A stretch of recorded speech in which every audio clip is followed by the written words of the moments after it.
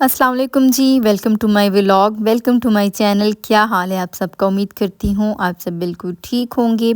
हम भी अल्हम्दुलिल्लाह बिल्कुल ठीक हैं। तो कैसा जा रहा है आप लोगों का रमज़ान? ज़रूर बताइएगा मुझे।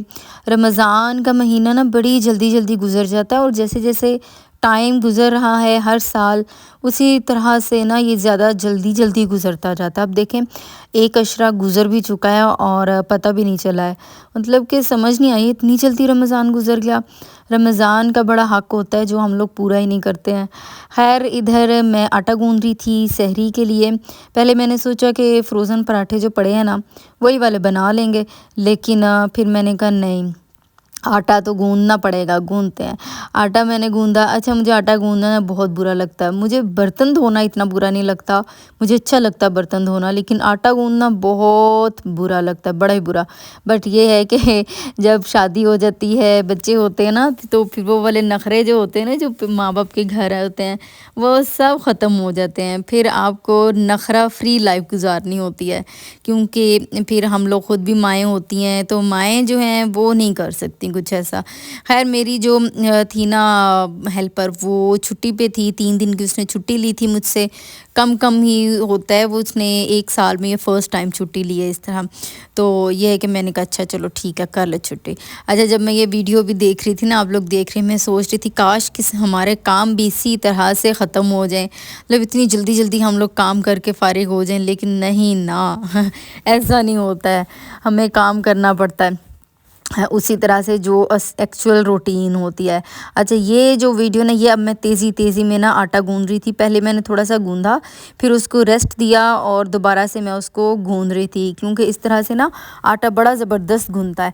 अच्छा, मैं आटे में ना कुछ चीज़ें मिला लेती होती हूँ, कुछ चीज़ें ऐड करती हूँ, तो उससे क्या होता है, मेरी जो रोटी है ना बड़ी कमाल की बनती है।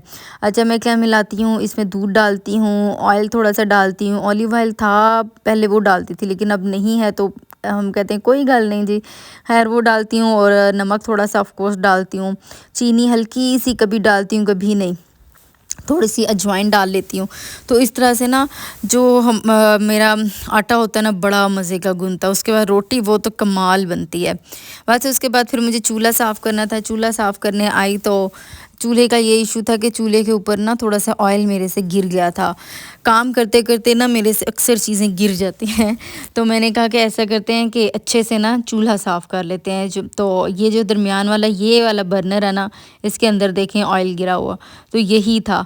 और मैंने कहा कि भई अब ये चूल्हा ना साफ़ सुथरा करके फिर ही सोना है, क्योंकि मेरा ये होता है जब मैं काम करना शुरू करूँ तो फिर मैं रुकती नहीं हूँ।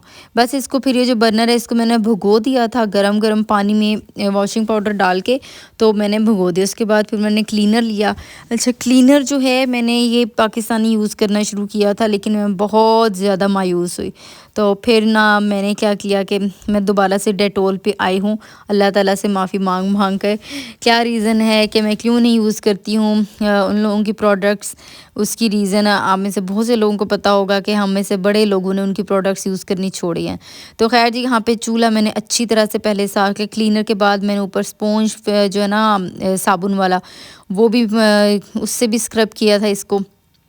और उसके बाद मैंने गीला कपड़ा, उसके बाद ड्राई कपड़ा, उसके बाद फिर ड्राई कपड़ा, इस तरह किया था। और ये जो कपड़े हैं ना, ये मैं लेके आई थी, अम्मी की तरफ गई थी, तो तब मैं लेके आई। तो ये जो है ना, ये बड़े ज़बरदस्त रहते हैं। अभी मैंने इंशाल्लाह दोबारा जाना है, तो मैं दोबारा लेके आऊँगी ये वाले। 3-4 ले आऊँगी, तो 3-4 से ना तकरीबन साल एक निकल जाता है। ये भी मुझे लिए हुए ना 6 माह गुजर गए हैं। अच्छा, खैर, मैं बात कर रही थी रमज़ान की। रमज़ान का महीना ऐसा होता है ना, हमें जितनी हो सके ना इबादत में गुजारना चाहिए। इतना प्यारा महीना है, बस बख्शवा लें भई, अल्लाह ताला के हुजूर दुआएं कर कर के ना बख्शवा लें खुद को, क्योंकि मरने के बाद हमारे साथ क्या होगा हमें कुछ मालूम नहीं है। तो जितना हमने अपने लिए जमा किया होगा ना, जो कुछ भी जमा किया होगा, वो उस वक्त काम आना है।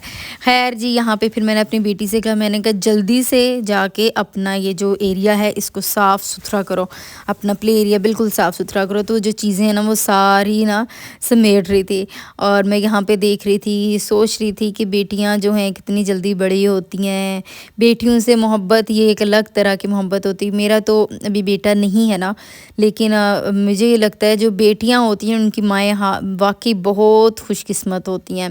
بس اس کے تھوڑے بہت ٹوائز تھے، یہ اس نے خود سے اٹھائے، اور پھر یہ کہہ رہی تھی مما آپ میری تعریف کریں مجھے، تو پھر مجھے نا اس کی تعریف بھی کرنی پڑی بہت زیادہ، کہ جتنا ہم ویسے بھی کسی کی تعریف کریں تو اتنے خوش ہوتا ہے کوئی، تو جو ہے ہم اپنے بچوں کی کیوں نہ تعریف کریں، بچے بڑے خوش ہوتے ہیں، اور خاص طور پہ وہ بچے جن کے پاس صرف مما بابا ہوتے ہیں اور لوگ نہیں ہوتے ارد گرد، مطلب جیسے چچا تایا دادی ماموں نانی خالہ یہ سب، تو مجھے لگتا ہے کہ ایسے بچوں کو نا زیادہ ضرورت ہوتی ہے ہماری محبت کی۔